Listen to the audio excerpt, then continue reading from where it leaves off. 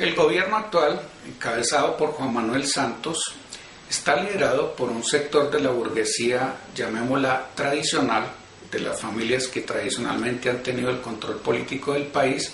y que está íntimamente asociado con el capital financiero, que es el dominante en la estructura económica actual del país. Santos representa los intereses de ese sector financiero que desea modernizar algunas actividades productivas en el país, modernizar algunas leyes, hacer algunas pequeñas reformas sociales, estilo la ley de restitución de tierras a los campesinos desplazados, para tratar de desmontar la conflictividad social que está alimentando la guerra en el país. Este sector de la burguesía es diferente al sector de la burguesía que representó a Álvaro Uribe en la presidencia durante 8 años. Álvaro Uribe es un terrateniente y como tal representó a los grandes hacendados que estaban siendo afectados por la acción de los grupos guerrilleros, que estaban perdiendo el control de sus propiedades y que apelaron a la llamada estrategia de la seguridad democrática para recuperar sus tierras y el control político de muchas regiones del país.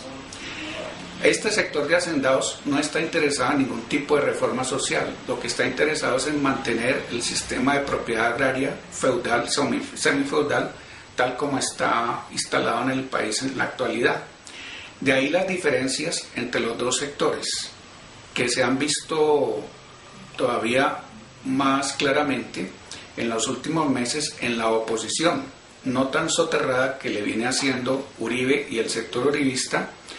a los planteamientos de gobierno de Santos. Recordemos que continuamente se está acusando a Santos por parte del sector uribista de haber sido un traidor a las políticas de la seguridad democrática al haber restablecido las relaciones internacionales con gobiernos como el de Venezuela, con el que Uribe estuvo a punto de entrar o de meternos en una guerra. Recordemos también que Santos, como un político pragmático que es, llamó a colaborar en su gobierno a partidos que estuvieron en la oposición contra Uribe, como el Partido Liberal, y a líderes políticos destacados que se ganaron el odio de Uribe al rechazar su propuesta de una tercera reelección, como Germán Vargas Lleras. Entonces, toda esta suma de factores ha llevado a que en la práctica la oposición en el país realmente la estén haciendo los sectores de la extrema derecha, encabezados por el presidente Uribe y sus más íntimos aliados. Y más que la izquierda, es la extrema derecha la que ha venido haciéndole la oposición a Juan Manuel Santos. Con esto no quiero desconocer el papel que cumple un sector del Polo, encabezado por el senador Jorge Robledo, como crítico permanente de las acciones políticas del gobierno, pero en realidad quien ha tenido mayor impacto en la opinión pública como opositor del actual gobierno ha sido el sector derechista que encabeza Álvaro Uribe. El deterioro del orden público que se está notando en todo el país ha sido tomado como un caballito de batalla por este sector uribista para acabar de desprestigiar al gobierno, acusándolo de haber abandonado las políticas de seguridad y haber descuidado el control del orden público que, según ellos, Uribe logró establecer en todo el país.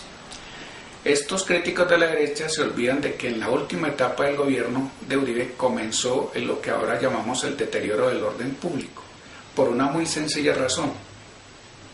Parte del éxito de la estrategia de seguridad democrática de Uribe fue el haberse aliado con los grupos paramilitares para que ellos hicieran el trabajo sucio contra la población civil en la lucha contra la subversión. Mientras el ejército hacía, entre comillas, el trabajo limpio, los paramilitares hicieron el trabajo sucio, asesinando líderes populares, destruyendo organizaciones sociales, desplazando miles de personas, masacrando, intimidando, atemorizando a la población civil y apoderándose de los gobiernos en muchas regiones del país. La costa atlántica, parte de los llanos orientales, fueron víctimas de este proceso de fascistización, o sea, de imperio de la derecha en el país. Sin esa alianza entre el gobierno, las Fuerzas Armadas oficiales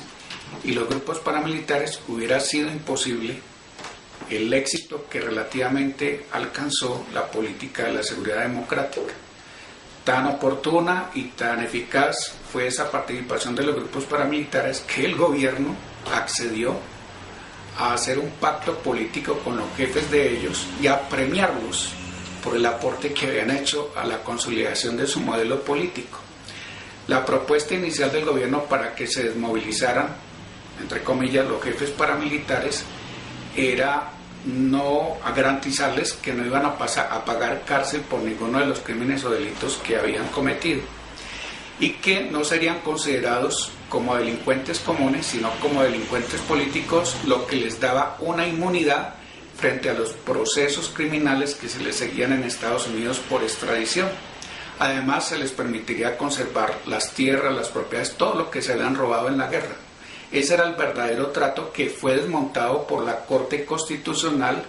que les cambió su característica o la característica que les había dado el gobierno de delincuentes políticos a delincuentes comunes y permitió así legalmente que pudieran ser extraditados a los Estados Unidos por las acusaciones de narcotráfico que había allí contra ellos. Además, los obligó a confesar todos los delitos y a reparar a las víctimas. Cambió por completo el acuerdo tan favorable que el gobierno había hecho con ellos. Algunos de los jefes paramilitares se sintieron traicionados por Uribe y por el gobierno, porque ese no era el trato que habían hecho, y amenazaron con delatar o descubrir todas las actividades criminales que el gobierno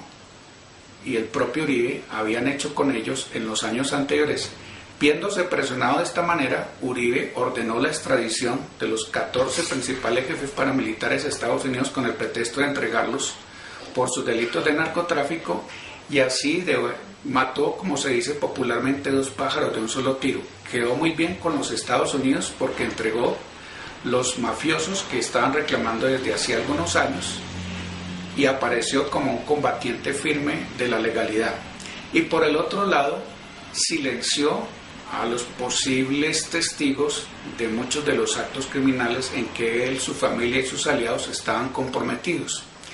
El hecho de que hubiera terminado de esa manera el proceso con los paramilitares llevó a que la nueva generación de grupos paramilitares que está ahora operando en el país hayan tomado una estrategia diferente.